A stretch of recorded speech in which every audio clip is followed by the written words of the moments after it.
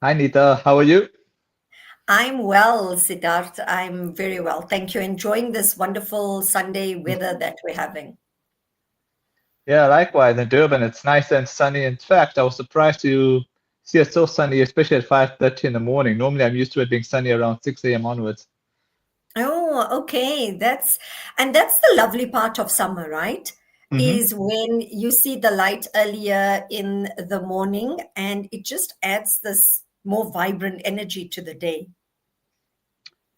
Yeah, that's true.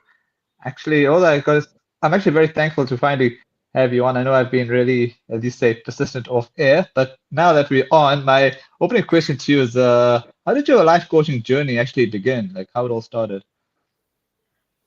I'm going to say it started from a place of me needing to find myself again in life.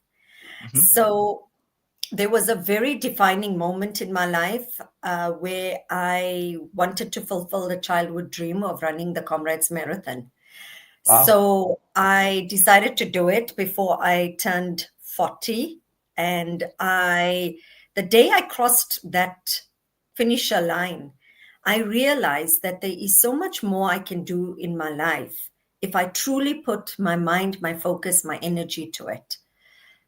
Prior to that, I was not a runner or anything, but I had totally dedicated 9 months of my life with less social life, with a lot more training, all of that. And I then realized that, okay, my body can do this, but how much more can my mind do?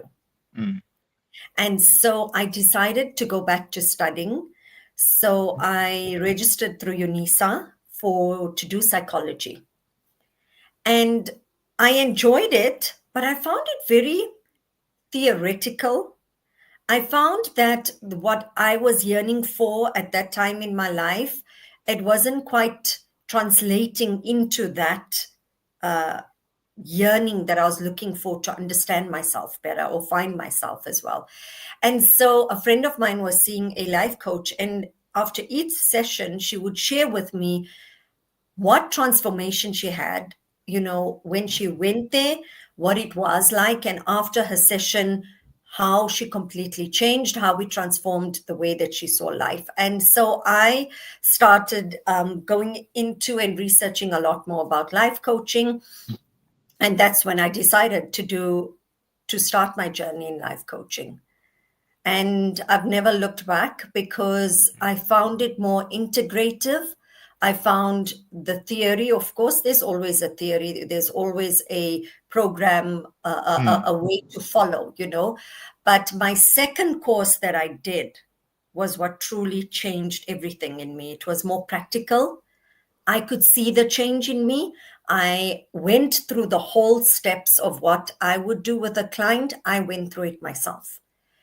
And so for me, it was totally life changing. And so that is why I've gone into this path to be able to bring these kind of tools, techniques, integrative approaches for people to create that in their own lives. Wow. Who are the life coaches that you look up to? So I'm going to say that the first person I'm on top of my list is from Mind Valley. That is Vishen Lakiani. And I tell you Okay. why, because it dawned on me this year that it's been 10 years since my first time on Mind Valley. And from the very first time I connected to his program, up to now, 10 years later, I'm still part of it. There were years that I wasn't so actively part of it, but I love how he brings growth, transformation, and personal development into the forefront that is so accessible. And how can I say, just easy. It, it, it was just so effortless. And then, of course, Tony Robbins. That Mm. for me definitely stands out. There's a lot more, how can I say, life coaches or people in the personal development field that are there Hmm. now. But for me, when I look back, I kind of look at the people that were really very pivotal in my journey to be where I am now. What have been your highlights thus far?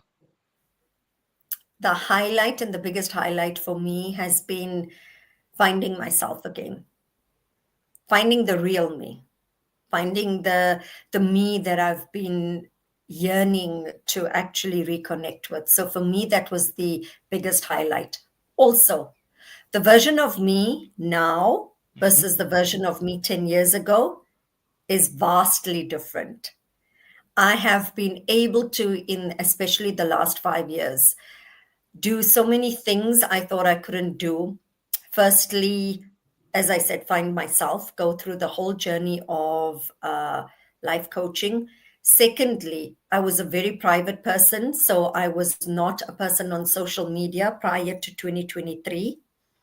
And I've now gotten to be a bit more comfortable. I'm going to say a lot more comfortable on social media. I also had to change my mindset of what I perceived it to Mm. be and what it is now, and I've become more comfortable with that. I've done workshops, I've done events, I've been able to do so many motivational talks.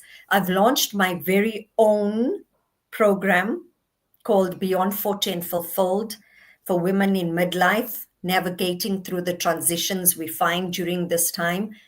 So, yes, there have been immense highlights, and I know that there's so much more coming, but I keep reminding myself to that version 10 years ago and to now, how vastly different we are. And I know the version of me now to the version 10 years to come would also be vastly different. So those were the highlights. All right. I have a question for you in the comments. Do you mind if I ask it to you now? Yes, yes, sure. Sure. Okay, this is from Rish Jitan. Dear Nita, thank you for embracing us with your presence. How would you advise a person with low confidence and low esteem?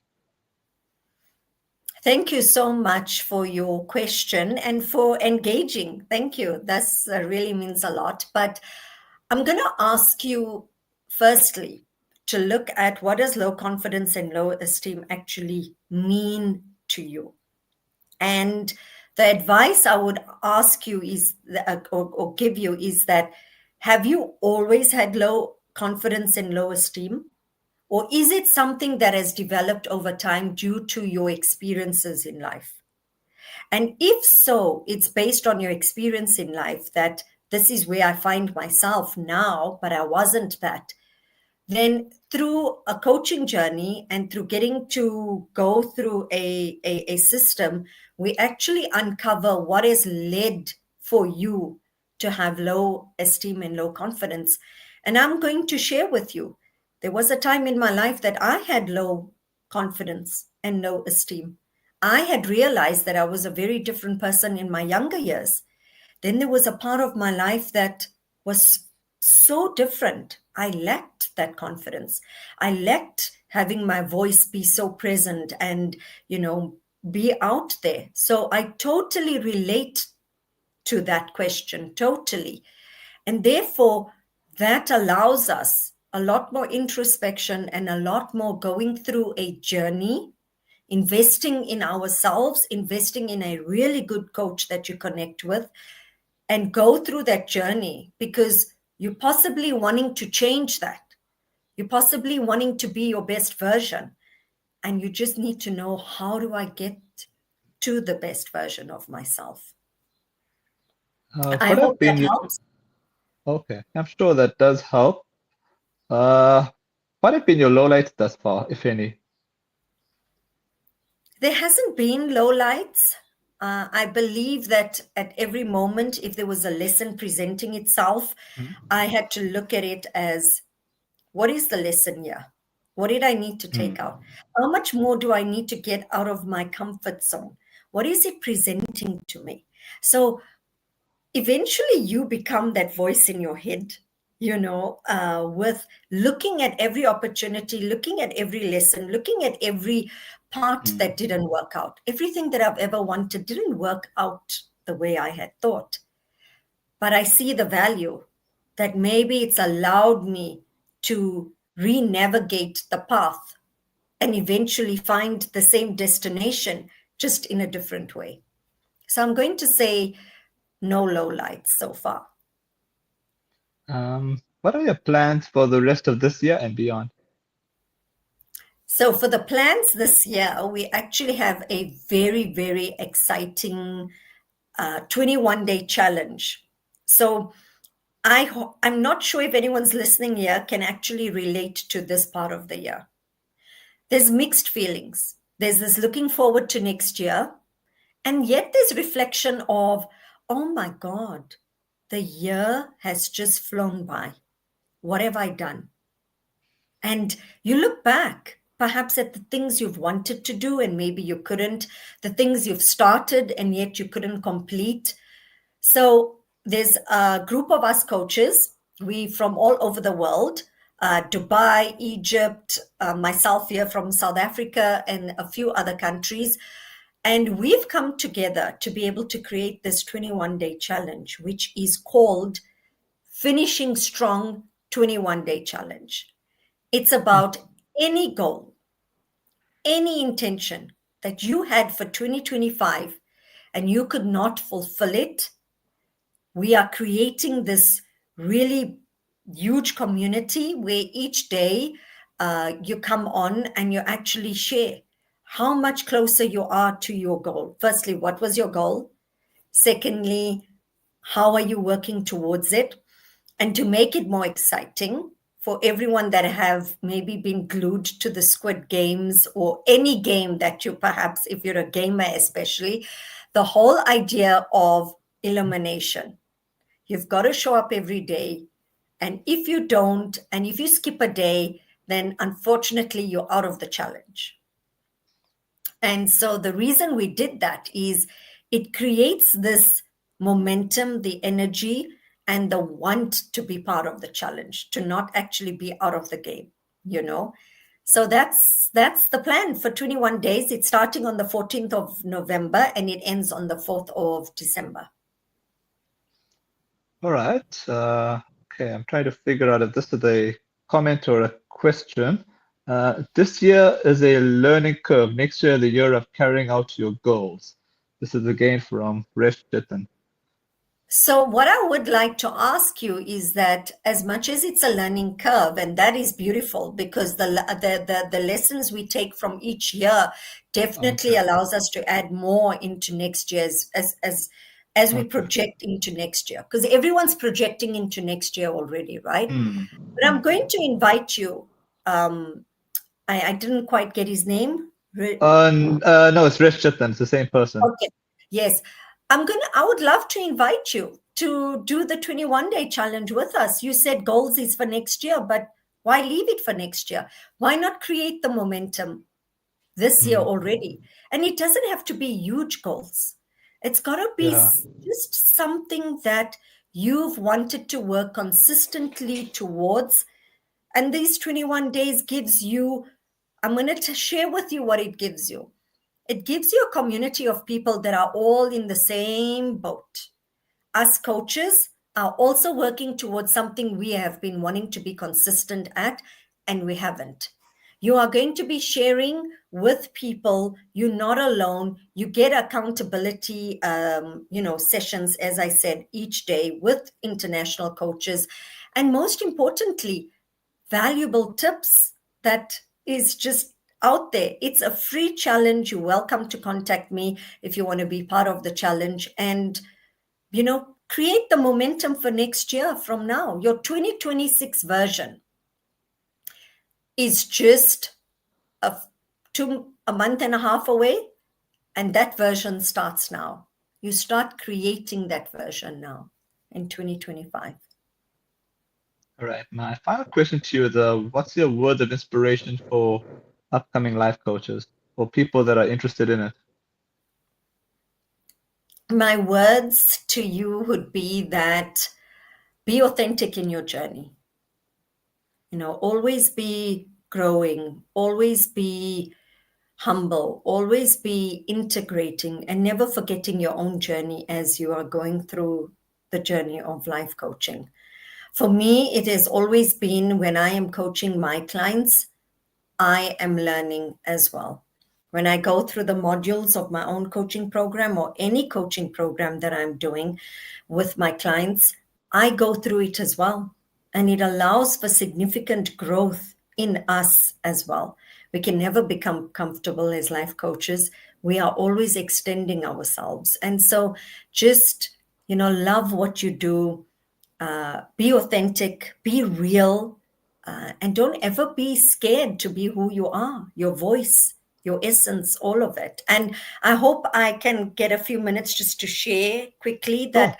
I have launched my own Beyond 40 and Fulfilled. That is for women in midlife specifically. I do teen coaching as well. And this was after I had seen my own two children that I have, both teenagers, navigate through this life between 15 and 18 or 14 and 18. And I had created a teen coaching program as well.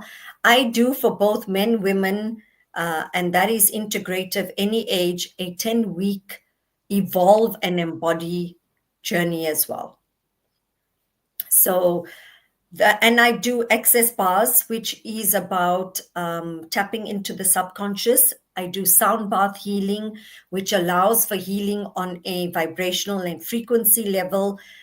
Because I have realized that sometimes the mind can only do that much. On a conscious level, we only have access to what we believe our reality is.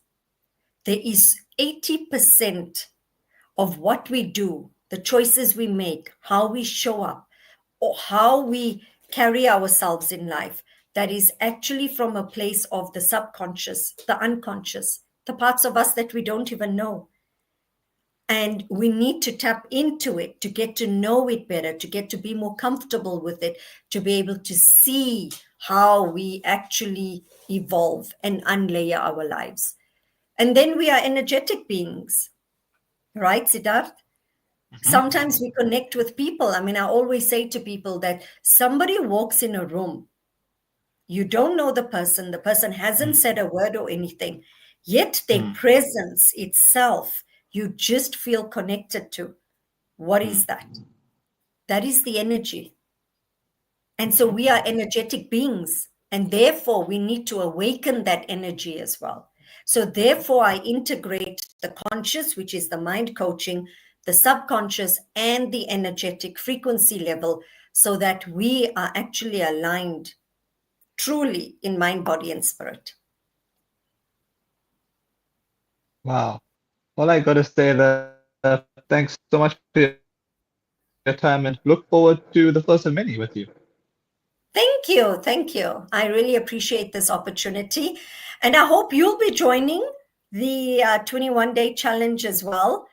I believe that, it just creates so much momentum for next year and opens up so much more insight as well for next year. So thank you for having me on, and do enjoy the rest of your Sunday. You too. Thanks, A.